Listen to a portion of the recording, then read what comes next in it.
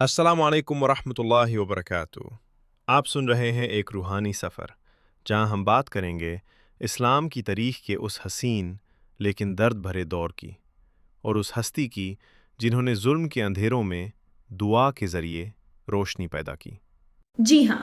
आज हम बात कर रहे हैं इमाम ज़ैनुल आबिदीन अलैहिस्सलाम के बारे में, जो करबला के बाद उस सख्त और जुल्म भरे दौर में जिंदा रहे, जब लोग डर और खौफ में जी रहे थे और सच बोलना अपनी जान से खेलने जैसा था।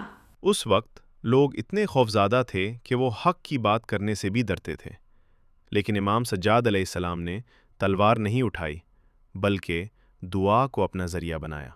और यहीं से शुरू होता है एक अजीम किताब का सफ़र, सहीफ़ा सज्जादिया, जो सिर्फ दुआओं का मजमुआ नहीं, बल्कि एक रूहानी तालीम है जो इंसान के दिल को जगा देती है।